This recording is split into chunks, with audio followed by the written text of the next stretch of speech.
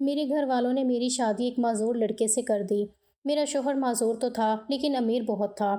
میں اس کی پورا دن خدمت کرتی تھی۔ ایک رات اچانک شوہر کی طبیعت بہت خراب ہو گئی۔ وہ درد سے تڑپنے لگا اور مجھے اپنے قریب بلا کر کہنے لگا، جس کو سن کر میں حیران رہ گئی۔ صبح کے 7 بج رہے تھے اور ہمارے کچے صحن میں روشنی اب بڑھنے لگی تھی، مگر میری آنکھوں میں نیند کا نام و نشان نہیں تھا۔ میں نے ایک گہری سانس لی اور اٹھ کر بستر کی سلوٹیں ٹھیک کرنے لگی۔ میرے برابر والی چارپائی پر بابا لیٹے ہوئے تھے، جن کا نچلا دھڑ پچھلے 5 سالوں سے مفلوج تھا۔ وہ بے بسی سے چھت کو گھور رہے تھے اور ان کی آنکھوں میں موجود پانی مجھے ہر صبح ایک نئی اذیت دیتا تھا۔ میں نے دبے قدموں کچن کا رخ کیا، جہاں اماں جھاڑو لگا رہی تھیں۔ وہ دن بھر دوسروں کے گھروں کے کام کرتی تھیں اور صبح ہوتے ہی اپنے گھر کے کاموں میں لگ جاتی تھیں۔ اماں نے مجھے دیکھا تو ان کے تھکے ہوئے چہرے پر ایک پھیکی سی مسکراہٹ آ گئی۔ امل تم اٹھ گئی بیٹی، ابھی تو بہت وقت ہے، تھوڑی دیر اور آرام کر لیتی، انہوں نے پیار سے کہا تو میں نے آگے بڑھ کر ان کے ہاتھ سے جھاڑو لی اور نرمی سے بولی، اماں آپ آرام کریں، میں نے اپنی پڑھائی اسی لیے تو مکمل کی تھی کہ آپ کا سہارا بن سکوں۔ اب میں گھر سنبھالوں گی اور آپ بس سکون سے بیٹھیں گی۔ اماں نے ایک ٹھنڈی آہ بھری اور دیوار کا سہارا لے کر بیٹھ گئیں۔ بیٹی پڑھائی تو تم نے کر لی، مگر اس غربت نے ہمارے ہاتھ پاؤں باندھ دیے ہیں۔ تمہارے بابا کی دوائیاں اور گھر کا کرایہ پورا کرتے کرتے میری ہڈیوں میں جان ختم ہو گئی ہے۔ مجھے تمہارے ہاتھ پیلے کرنے کی فکر کھائے جا رہی ہے۔ کوئی ڈھنگ کا رشتہ ہی نہیں آتا جو ہماری اوقات دیکھتا ہے، وہ پلٹ کر نہیں آتا۔ میں نے اماں کا ہاتھ تھاما اور انہیں تسلی دی کہ اللہ سب بہتر کرے گا۔ اماں کے جانے کے بعد سارا دن میں گھر کے کاموں میں جٹی رہی تھی۔ فرش صاف کیا، برتن دھوئے اور بابا کو کھانا کھلایا، اور پھر دوپہر بھی ہو گئی۔ دوپہر کے وقت جب اماں کام سے واپس آئی تو ان کے قدموں میں ایک عجیب سی تیزی تھی اور چہرہ خوشی سے تمتما رہا تھا۔ امل، امل، کہاں ہو تم؟ وہ صحن میں داخل ہوتے ہی مجھے پکارنے لگی تھیں۔ میں کچن سے باہر نکلی تو دیکھا اماں ہانپ رہی تھی۔ بیٹی، آج مالکن کے گھر ایک ایسی عورت آئی تھی جو بڑے گھرانوں میں رشتہ کرواتی ہیں۔ اس نے تمہارا ذکر سنا تو بہت خوش ہوئی۔ وہ کہہ رہی تھی کہ ایک بہت امیر خاندان ہے جنہیں بس ایک نیک اور پڑھی لکھی لڑکی چاہیے، اگر ہم ہاں کر دیں تو وہ کل ہی ہمارے گھر آ سکتے ہیں۔ میرے دل کی دھڑکن ایک دم تیز ہو گئی تھی۔ خوشی اور حیرت کا ایک ملا جلا احساس میرے اندر جاگا۔ اماں سچ میں؟ کیا وہ لوگ ہمارے قریب گھر میں آئیں گے؟ انہیں تو کوئی شہزادی چاہیے ہوگی، میں نے بے یقینی سے پوچھا تو اماں نے میرے سر پر ہاتھ پھیرا اور بولی، بیٹا، نصیب جب کھلتے ہیں تو دیواریں نہیں دیکھی جاتی، تم بس تیاری کرو، میں تمہارے بابا کو بھی بتاتی ہوں، وہ تو خوشی سے نہال ہو جائیں گے۔ اور پھر یہ دن یوں ہی خوشی میں گزر گیا۔ اگلی صبح سویرے ہم ماں بیٹی گھر کی صفائی میں لگ گئی تھیں۔ ابھی دوپہر کا وقت ہی تھا کہ گلی کے موڑ پر کالی چمکتی ہوئی گاڑی رکی۔ ہمارے چھوٹے سے محلے میں جیسے کھلبلی مچ گئی تھی۔ لوگ کھڑکیوں سے جھانکنے لگے کہ اس بوسیدہ گلی میں اتنی مہنگی گاڑی کس کی ہے۔ میں پردے کی اوٹ سے دیکھ رہی تھی، میرا دل سینے میں ہتھوڑے کی طرح بج رہا تھا۔ صحن کا دروازہ کھلا ہوا تھا جس سے گلی کا منظر صاف دکھائی دے رہا تھا۔ میں نے دیکھا کہ گاڑی سے ایک بوڑھی خاتون اتری جس کے سفید بالوں پر ریشمی دوپٹہ بہت سلیقے سے ٹکا ہوا تھا۔ ان کے پیچھے 3-4 ملازمائیں تھیں جن کے ہاتھوں میں پھلوں کے ٹوکرے، مہنگی مٹھائیوں کے ڈبے اور کپڑے تھے۔ میں حیران رہ گئی کہ ہم غریبوں کے گھر اتنے امیر لوگ کیسے آ سکتے ہیں۔ لڑکا تو ساتھ نہیں تھا۔ میں نے سوچا شاید ان کے ہاں لڑکے کا ساتھ آنے کا رواج نہیں ہوگا۔ اماں نے بھاگ کر ان کا استقبال کیا اور انہیں ہمارے چھوٹے سے کمرے میں بٹھایا جہاں بابا پلنگ پر بیٹھے ان کا انتظار کر رہے تھے۔ بوڑھی خاتون کے چہرے پر ایک عجیب سی ہمدردی اور اپنائیت تھی۔ انہوں نے ادھر ادھر دیکھا اور پھر اپنی ملازمہ کو اشارہ کیا جس نے وہ تمام سامان میز پر سجا دیا۔ اسی وقت اماں نے مجھے آواز دی کہ امل بیٹی، مہمانوں کے لیے پانی لے کر آؤ۔ میں نے کانپتے ہاتھوں سے ٹرے اٹھائی اور کمرے میں داخل ہوئی۔ جیسے ہی میں ان کے سامنے پہنچی، بوڑھی خاتون کی نظریں مجھ پر جم گئیں۔ وہ مسکرائیں اور اشارے سے مجھے اپنے پاس بلایا۔ تم تو ماشاءاللہ چاند جیسی ہو، جیسا سنا تھا اس سے بھی زیادہ پیاری ہو۔ انہوں نے میرا ماتھا چوما اور اپنی انگلی سے ایک سونے کی انگوٹھی نکال کر میرے ہاتھ کی طرف بڑھائی تو میں رک گئی اور حیرت سے انہیں دیکھنے لگی۔ ابھی تو بات بھی نہیں ہوئی تھی اور وہ انگوٹھی پہنانے لگی تھیں۔ انہوں نے میرا تجسس بھانپ لیا اور اماں بابا کی طرف دیکھ کر بولی، مجھے لڑکی بہت پسند ہے، میں کوئی چھان بین نہیں کرنا چاہتی، اگر آپ کو ہم پر بھروسہ ہے تو ہم رشتہ پکا سمجھیں۔ بابا کی آنکھوں میں آنسو آ گئے تھے۔ انہوں نے ہاتھ جوڑ کر کہا، بیگم صاحبہ، ہم فقیر لوگ ہیں، ہمیں کیا اعتراض ہوگا؟ آپ کا احسان ہے کہ آپ نے ہماری دہلیز پر قدم رکھا۔ بوڑھی خاتون نے ایک لمحے کے لیے توقف کیا اور پھر سنجیدہ لہجے میں بولی، انگوٹھی پہنانے سے پہلے میں آپ سے ایک ضروری بات کرنا چاہتی ہوں جو آپ اپنی بیٹی کو بعد میں بتا دیجیے گا۔ ان کا اشارہ صاف تھا کہ وہ مجھے وہاں سے بھیجنا چاہتی ہیں۔ میں خاموشی سے اٹھی اور اپنے کمرے میں چلی گئی۔ میرے ذہن میں سوالوں کا طوفان تھا۔ آخر ایسی کون سی بات ہے جو وہ میرے سامنے نہیں کرنا چاہتی؟ چاہتی۔ میں نے بہت چاہا کہ کان لگا کر سنوں، مگر میری تربیت نے مجھے ایسا کرنے سے روک دیا تھا۔ تھوڑی دیر بعد اماں کمرے میں آئیں۔ اس کی آنکھیں گیلی تھیں مگر لبوں پر مسکراہٹ تھی۔ امل بیٹی، وہ لوگ بہت اچھے ہیں، انہوں نے تمہیں پسند کر لیا ہے اور انگوٹھی پہنانے کے لیے تمہیں بلا رہی ہیں۔ میں نے اماں کی آنکھوں میں جھانکا۔ اماں، انہوں نے کیا بات کی آپ سے؟ آپ کیوں رو رہی ہیں؟ تو اماں نے میرے بال سنوارے اور دھیمی آواز میں کہا، کچھ نہیں بیٹی، بس خوشی کے آنسو ہیں۔ انہوں نے کہا ہے کہ ان کا بیٹا بہت امیر ہے، تمہارے نصیب کھل جائیں گے، تمہیں وہاں کوئی کام نہیں کرنا پڑے گا، بس ان کا گھر بسانا ہے۔ چلو اب دیر نہ کرو، وہ انتظار کر رہی ہیں۔ میں اماں کے ساتھ دوبارہ اس کمرے میں آئی تو بوڑھی خاتون نے بڑی محبت سے میرے ہاتھ میں وہ انگوٹھی پہنا دی۔ سب بہت خوش تھے، مٹھائیاں بانٹی گئیں اور دعائیں دی گئیں، مگر مجھے نہیں معلوم تھا کہ اس خوشی کے پیچھے کیسا سچ چھپا ہے جو میری زندگی بدل دے گا۔ اس رات میں دیر تک اپنے کمرے کی کھڑکی میں بیٹھی چاند کو تکتی رہی تھی۔ وہ انگوٹھی میری انگلی میں کسی ستارے کی طرح چمک رہی تھی، مگر میرا دل کسی انجانے خوف سے دھڑک رہا تھا۔ اماں نے بتایا تھا کہ لڑکا بہت امیر ہے، اس کا اپنا کاروبار ہے اور وہ لوگ بہت ہی اچھے ہیں۔ میں نے اپنی زندگی کے 20 سال غربت کی اس چکی میں پیسے تھے، جہاں ایک نئے جوڑے کے لیے بھی مہینوں انتظار کرنا پڑتا تھا، اور اب اچانک میری تقدیر بدلنے والی تھی۔ میں خیالوں ہی خیالوں میں اس شہزادے کے بارے میں سوچنے لگی تھی جو مجھے اس تنگ و تاریک گلی سے نکال کر ایک روشن محل میں لے جانے والا تھا۔ میں خوش تھی، بلکہ بہت خوش تھی، کیونکہ میری شادی سے میرے ماں باپ کا بوجھ اترنا تھا۔ میں نے سوچا کہ شاید اللہ نے میری پچھلی تمام محرومیوں کا صلہ مجھے اس رشتے کی صورت میں دے دیا ہے۔ اگلے چند دن ان کی حویلی سے تحائف کا تانتا بن گیا تھا۔ مہنگے جوڑے، قیمتی جوتے اور میک اپ کا سامان دے کر محلے کی عورتیں رشک بھری نظروں سے مجھے دیکھتی تھیں۔ ماں روزانہ نئے نئے کپڑے نکال کر مجھے دکھاتی اور کہتی، امل دیکھو بیٹی، تمہارے سسرال والے کتنے سخی ہیں، انہوں نے ابھی سے تمہیں ملکہ بنا دیا ہے۔ میں مسکرا دیتی، مگر جب بھی میں ان سے پوچھتی کہ لڑکا خود کیوں نہیں آیا یا اس کی کوئی تصویر ہی دکھا دیں تو اماں بات ٹال دیتی۔ کبھی کہتی کہ وہ بہت مصروف ہے اور کبھی کہتی کہ تصویروں میں کیا رکھا ہے، جب سامنے آئے گا تو دیکھ لینا۔ مجھے اس وقت ان کی باتوں میں چھپی گھبراہٹ محسوس نہیں ہوئی تھی۔ میں تو اپنے ہی خوشیوں کے حصار میں قید تھی۔ میں نے اپنی سہیلیوں کو بتا دیا تھا کہ میرا ہونے والا شوہر بہت با اثر ہے۔ میں نے خوابوں کی کتنے ہی محل تعمیر کر لیے تھے جن کی بنیادیں ریت پر ٹکی تھیں۔ شادی کی تاریخ صرف ایک ہفتے بعد کی طے ہوئی تھی۔ وقت جیسے پر لگا کر اڑ رہا تھا۔ گھر میں مہندی کی خوشبو بس گئی تھی، رشتہ داروں کا ہجوم تھا اور ہر طرف ہنسی مذاق ہو رہا تھا، مگر ان سب کے بیچ ایک چیز بہت عجیب تھی۔ میرے بابا جو پہلے ہی معذور تھے، وہ اکثر مجھے دیکھ کر اپنی نظریں جھکا لیتے تھے۔ ان کی آنکھوں میں وہ خوشی نہیں تھی جو ایک باپ کی بیٹی کی رخصتی پر ہوتی ہے، بلکہ وہاں ایک گہرا کرب تھا، جیسے وہ کسی بہت بڑے گناہ کا بوجھ اپنے سینے پر لادے ہوئے ہوں۔ میں ان کے پاس جا کر بیٹھتی، ان کے ہاتھ چومتی اور کہتی، بابا آپ فکر نہ کریں، میں بہت خوش رہوں گی، مگر وہ جواب میں صرف میرا سر تھپ تھپاتے اور کروٹ بدل لیتے۔ مجھے لگا شاید وہ اپنی بیٹی کی جدائی کے خیال سے غمگین ہیں۔ آخرکار نکاح کا وہ دن آ گیا جس کا مجھے بڑی بے صبری سے انتظار تھا۔ میں نے سرخ رنگ کا بھاری روسی جوڑا پہنا ہوا تھا، ماتھے پر بندیاں اور کانوں میں جھمکے جھول رہے تھے۔ میں آئینے کے سامنے کھڑی خود کو دیکھ رہی تھی۔ مجھے یقین نہیں آ رہا تھا کہ یہ میں ہی ہوں۔ میری آنکھوں میں حیا اور ہونٹوں پر ایک شرمیلی سی مسکراہٹ تھی۔ باہر سے ڈھول کی آوازیں آ رہی تھیں، بارات پہنچ چکی تھی۔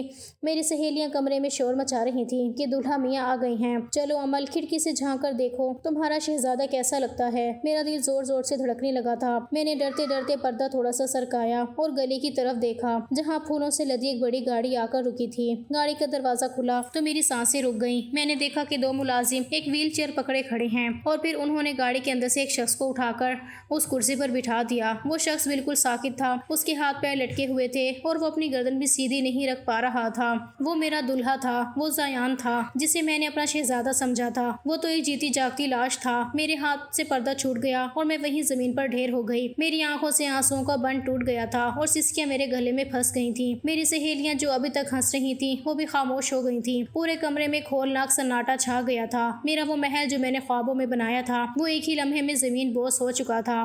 اسی وقت اماں کمرے میں داخل ہوئیں۔ اس نے مجھے فرش پر گرا دیکھا تو وہ تڑپ کر میری طرف بڑھی۔ امل بیٹی، کیا ہوا؟ تم ایسے کیوں رو رہی ہو؟ انہوں نے مجھے سنبھالنے کی کوشش کی تو میں نے غصے اور دکھ سے ان کا ہاتھ جھٹک دیا اور چیخ کر بولی، اماں کیا یہی ہے وہ امیر گھرانہ؟ کیا یہی ہے وہ شہزادہ جس کے خواب آپ نے مجھے دکھائے تھے؟ آپ نے مجھے ایک معذور کے پلے باندھ دیا ہے۔ کیا میں اتنی بری ہوں کہ آپ نے میرا سودا ایک لاش سے کر دیا ہے؟ اماں کی آنکھوں سے بھی آنسو نکل آئے تھے۔ وہ میرے پیروں میں بیٹھ گئی تھی اور اپنا دوپٹہ اتار کر میرے قدموں میں رکھ دیا تھا۔ امل بیٹی، مجھے مار لو، مجھے گالیاں دے دو، مگر آج ہماری عزت رکھ لو، تمہارے بابا کی زندگی کی لاج رکھ لو۔ اگر یہ بارات واپس گئی تو تمہارے بابا یہ صدمہ برداشت نہیں کر پائیں گے، وہ مر جائیں گے۔ امل، وہ لوگ بہت اچھے ہیں، وہ تمہیں پلکوں پر بٹھا کر رکھیں گے۔ ہم غریب ہیں بیٹی، ہمارے پاس انتخاب کا حق نہیں تھا۔ اماں کی سسکیوں اور ان کے سفید دوپٹے نے میری زبان کو تالا لگا دیا تھا۔ تھا۔ میں نے دیکھا کہ اماں کے چہرے پر کتنی جھریاں ہیں اور وہ کتنا ٹوٹ چکی ہیں۔ میں نے اپنی آنکھیں بند کی اور ایک لمبی آہ بھری۔ میرے پاس اب کوئی راستہ نہیں تھا۔ میں نے اپنے خوابوں کا گلا خود اپنے ہاتھوں سے گھونٹ دیا تھا اور پھر اماں کا دوپٹہ اٹھا کر ان کے سر پر رکھ دیا۔ میں نے سرد لہجے میں کہا، ٹھیک ہے اماں، میں یہ نکاح کروں گی، مگر یاد رکھنا آج آپ نے اپنی بیٹی کو رخصت نہیں کیا بلکہ اسے ایک زندہ درگور کر دیا ہے۔ کچھ دیر بعد نکاح خواہ کے الفاظ میرے کانوں میں ہتھوڑے کی طرح بج رہے تھے جب انہوں نے پوچھا، امل بنت احمد، کیا تمہیں زیان بن سلیمان کے ساتھ نکاح باعث 5 لاکھ روپے حق مہر قبول ہے؟ تو مجھے لگا جیسے میں اپنی موت کے پروانے پر دستخط کر رہی ہوں۔ میں نے روتے ہوئے 3 بار قبول ہے کہا اور اسی کے ساتھ میری زندگی کا ہر رنگ سیاہ ہو گیا۔ رخصتی کے وقت جب میں نے بابا کو گلے لگایا تو وہ پھوٹ پھوٹ کر رونے لگے تھے۔ وہ کچھ کہنا چاہتے تھے مگر الفاظ ان کے گلے میں گھٹ کر رہ گئے تھے۔ میں نے بنا مڑے قدم باہر نکالے اور اس ویل چیئر والے شخص کی گاڑی میں جا بیٹھی جسے میں اب اپنا شوہر تسلیم کر چکی تھی، مگر میرا دل پتھر کا ہو چکا تھا۔ گاڑی کی پچھلی نشست پر میں سمٹی ہوئی بیٹھی تھی اور میرے برابر میں زیان بیٹھا ہوا تھا۔ گاڑی کے اندر کی خوشبو مجھے زہر لگ رہی تھی۔ میں نے اپنی نظریں کھڑکی سے باہر جما رکھی تھی جہاں سڑک کی روشنیاں تیزی سے پیچھا چھوٹ رہی تھیں، جیسے میرے خواب پیچھے رہ گئے تھے۔ جب گاڑی اس عظیم الشان حویلی کے سامنے رکی تو وہاں کا جاہ و جلال دیکھ کر میری آنکھیں چودھیاں گئیں، مگر میرے دل میں کوئی جوش نہیں تھا۔ ملازموں کی ایک فوج کھڑی تھی جو زیان کو احتیاط سے اٹھا کر اندر لے گئی تھی۔ مجھے بھی ایک سجے سجائے کمرے میں پہنچا دیا گیا تھا جہاں پھولوں کی مہک اتنی تیز تھی کہ میرا دم گھٹنے لگا تھا۔ میں بیڈ کے کونے پر بیٹھ گئی تھی۔ میرا سرخ جوڑا اب مجھے کسی کفن کی طرح لگ رہا تھا۔ تھوڑی دیر بعد دروازہ کھلا اور زیان کو ویل چیئر پر اندر لایا گیا۔ ملازم اسے بیڈ کے قریب چھوڑ کر خاموشی سے باہر نکل گیا تھا۔ اب کمرے میں صرف میں تھی اور وہ شخص جسے دنیا میرا شوہر کہہ رہی تھی۔ میں نے ڈرتے ڈرتے اپنی نظریں اٹھائیں تو دیکھا زیان مجھے ہی دیکھ رہا تھا۔ اس کی آنکھیں بہت گہری اور روشن تھیں مگر ان میں ایک ایسی اداسی تھی جو میرے اپنے دکھ سے بھی زیادہ گہری لگی تھی۔ وہ بہت مشکل سے اپنے ہاتھ کو حرکت دے کر میرے قریب لایا اور ایک کانپتی ہوئی آواز میں بولا، امل، میں جانتا ہوں کہ تم اس وقت کیا محسوس کر رہی ہو۔ کوئی بھی لڑکی مجھ جیسے انسان سے شادی نہیں کرنا چاہتی جس کا آدھا جسم قبر میں ہو اور آدھا بستر پر۔ میں ساکت رہ گئی تھی۔ اس کی آواز میں وہ رعب نہیں تھا جو میں نے امیر لوگوں کے بارے میں سنا تھا، بلکہ کیسی عاجزی تھی جس نے میرے غصے کو ایک پل میں پگھلا دیا تھا۔ زیان نے اپنی بات جاری رکھی اور دبی آواز میں کہا، میری بھی مجبوری تھی امل، میری ماں چاہتی تھی کہ مرنے سے پہلے میرا گھر بستہ دیکھ لیں۔ میں نے بہت منع کیا کہ کسی معصوم کی زندگی برباد نہ کرو مگر وہ نہیں مانی۔ میں تمہیں وہ تمام خوشیاں تو نہیں دے سکتا جو ایک شوہر دیتا ہے، مگر میں وعدہ کرتا ہوں کہ اس گھر میں تمہیں کسی بھی چیز کی کمی نہیں ہوگی۔ تم یہاں کی ملکہ ہو اور تمہاری ہر خواہش میرے لیے حکم ہوگی۔ اس نے بیڈ کے دراز سے ایک چھوٹا سا ڈبہ نکالا اور لرزتے ہاتھوں سے میری طرف بڑھایا۔ یہ تمہارے لیے منہ دکھائی کا تحفہ ہے، اسے قبول کر لو اور مجھے اس جرم کے لیے معاف کر دینا جس میں میرا کوئی اختیار نہیں تھا۔ میں نے وہ ڈبہ لیا تو اس میں ہیرے کا ایک نفیس ہار چمک رہا تھا، مگر میری نظریں اس ہار پر نہیں بلکہ زیان کے ان ٹوٹے ہوئے الفاظ پر تھی۔ اس نے مجھے کوئی حکم نہیں دیا تھا بلکہ اس نے مجھ سے معافی مانگی تھی۔ ایک ایسا شخص جس کے پاس دولت کے انبار تھے، وہ ایک غریب لڑکی کے سامنے اپنی معذوری کا اعتراف کر کے رو رہا تھا۔ میری آنکھوں سے آنسو نکل کر میرے گالوں پر بہنے لگے تھے۔ میں نے سوچا کہ واقعی یہ انسان برا نہیں ہے، اس کا جسم معذور ہے مگر اس کا ظرف بہت بلند ہے۔ میں نے اپنے آنسو پونچھے اور دل ہی دل میں ایک عہد کیا کہ بس امل، اب یہی تمہاری حقیقت ہے، چاہے یہ چل سکے، چاہے یہ بولنے میں دشواری محسوس کرے، مگر یہ تمہارا شوہر ہے اور تمہارے ماں باپ کی لاج اب اس گھر کی دہلیز سے جڑی ہے۔ اگر میں نے ہمت ہار دی تو میرے بوڑھے ماں باپ ٹوٹ جائیں گے۔ میں نے ہمت جمع کی اور زیان کے قریب ہو کر بیٹھ گئی۔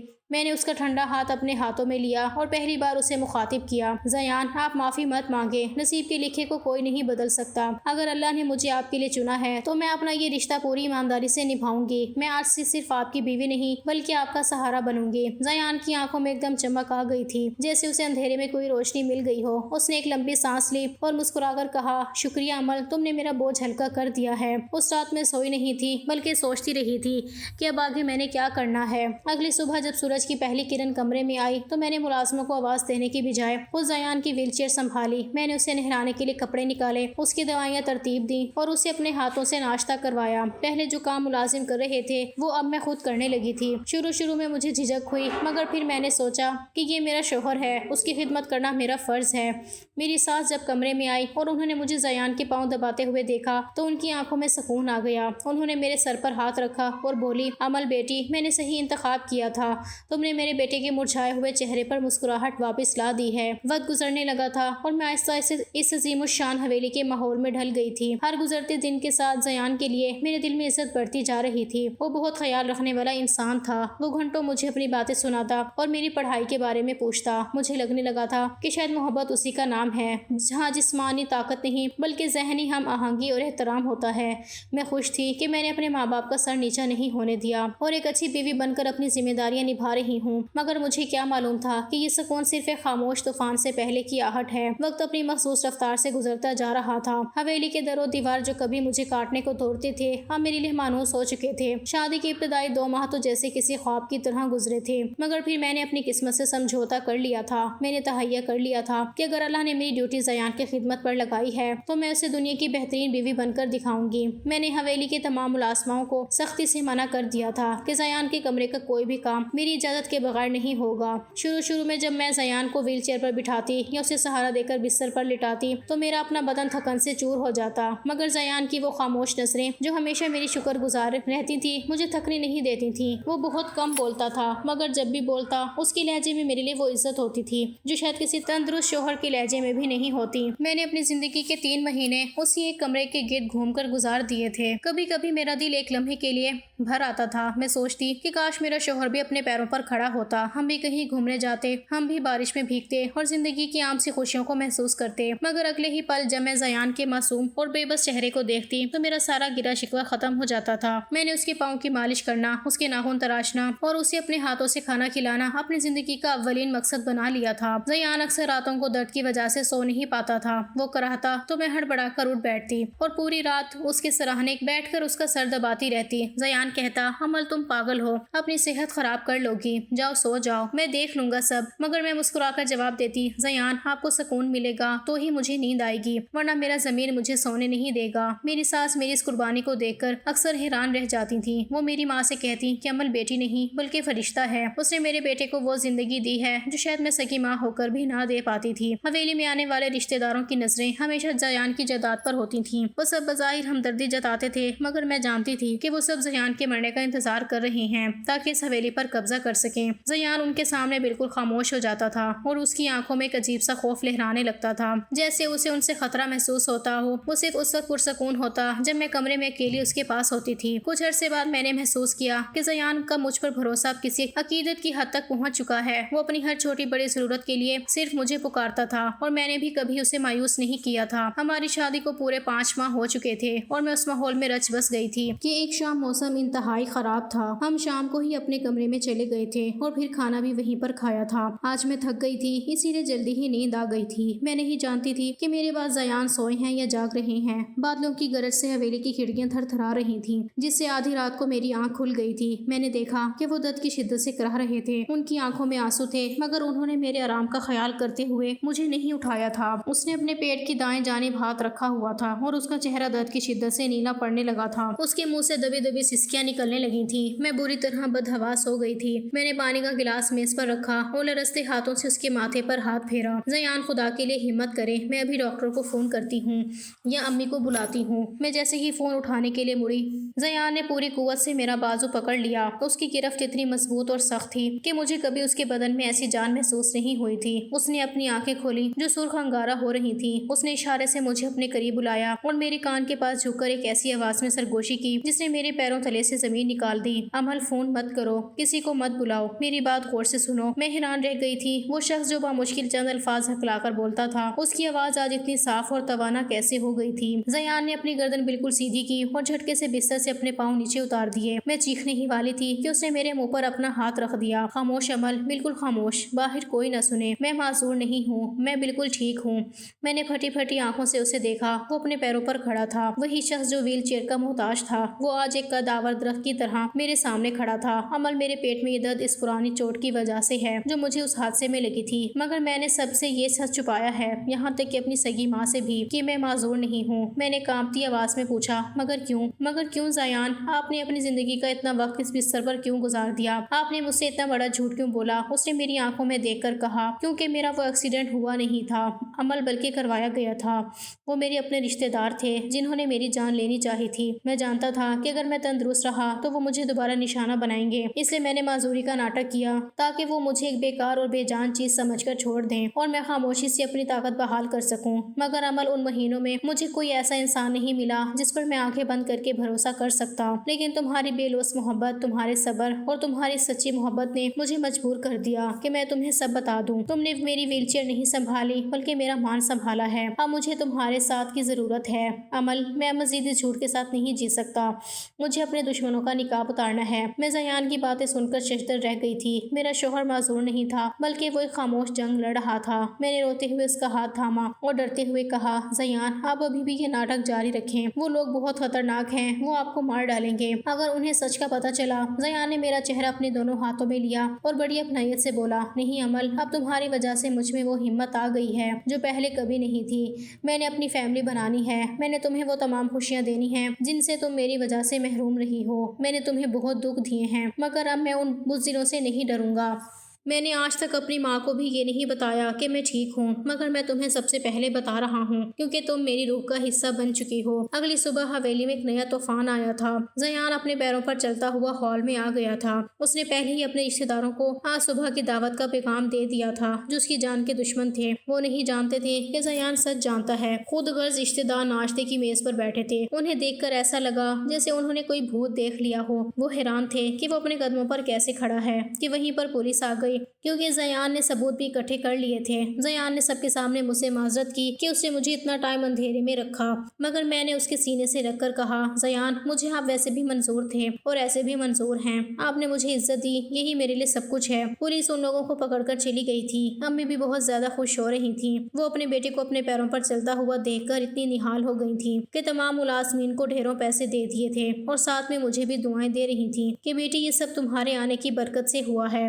اب ہماری زندگی میں کوئی دکھ نہیں تھا۔ یہ 5 مہینے میں نے بڑے کرب میں گزارے تھے، مگر اب ہماری زندگی دوسرے نارمل لوگوں کی طرح گزرنی تھی، جس کا مجھے بے صبری سے انتظار تھا۔